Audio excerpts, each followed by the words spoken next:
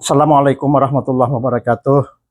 Ada beberapa pertanyaan yang sering dipertanyakan kepada kami berkaitan dengan apa itu wali nasab dan apa itu wali hakim dalam suatu pernikahan. Kalau kita berbicara tentang apa wali nikah atau wali dalam pernikahan, tentunya kita tidak bisa melepaskan daripada yang namanya rukun daripada pernikahan. Rukun ini adalah ketentuan apabila salah satu rukun tidak terpenuhi, maka pernikahan itu bisa dikatakan tidak sah. Nah, yang pertama kita perhatikan adalah rukun dari pernikahan itu satu, adanya calon suami dan calon istri. Kemudian yang kedua, adanya wali dari mempelai perempuan. Kemudian yang ketiga itu adalah ada dua orang saksi. Dan yang keempat itu ada ijab dan kabulnya. Nah, kalau kriteria ini sudah terpenuhi, maka ini adalah bagian daripada rukun pernikahan. Tapi yang perlu kita ingat dan kita catat, salah satu saja dari rukun ini kita tinggalkan, maka pernikahan itu bisa dikatakan tidak sah. Nah, kami di sini ingin memberikan jawaban bahwa yang namanya wali nasab itu adalah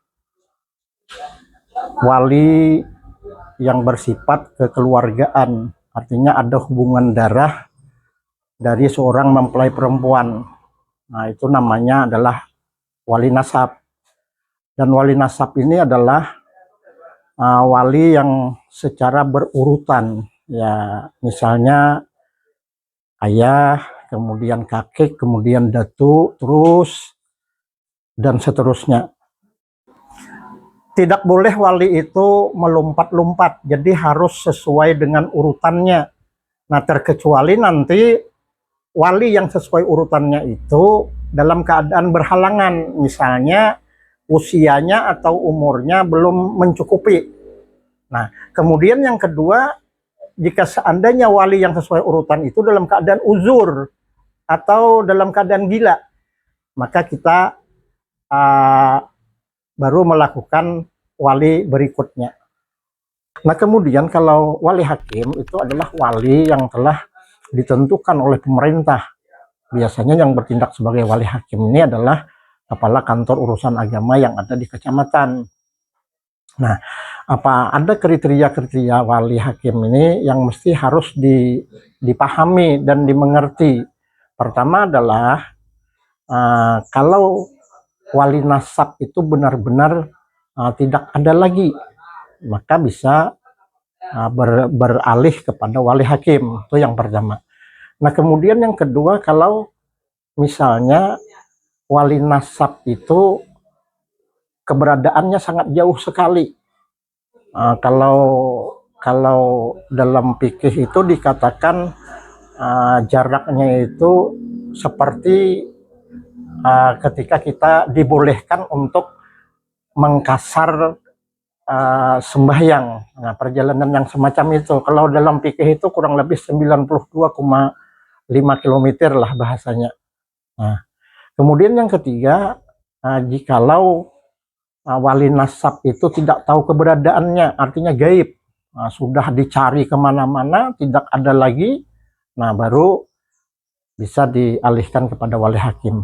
Nah, kemudian yang selanjutnya adalah yang bisa bertindak sebagai wali hakim itu adalah lantaran nanti walinya nasab ini misalnya sedang melaksanakan ibadah haji maupun ibadah umrah, atau dalam keadaan dihukum atau dalam keadaan di dalam penjara.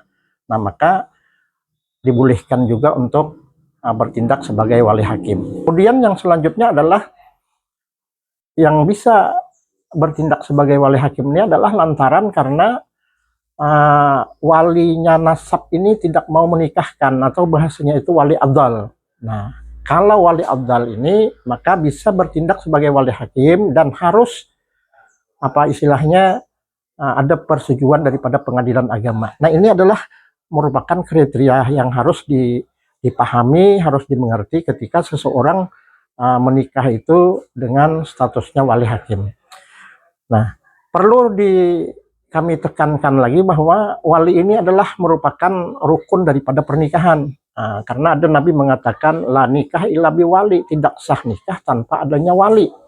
Nah, maka rukun menikah itu pertama adanya calon suami, adanya calon istri, kemudian ada wali, ada 2 orang saksi, dan ada ijab kabul. Nah, ini yang harus diperhatikan. Kalau semua persyaratan ini terpenuhi, maka insya Allah pernikahan itu dapat dikatakan sah secara agama maupun secara undang-undang.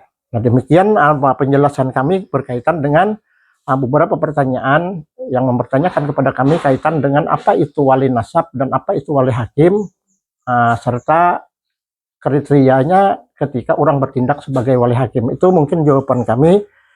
Salah dan hilap mohon maaf. Assalamualaikum warahmatullahi wabarakatuh.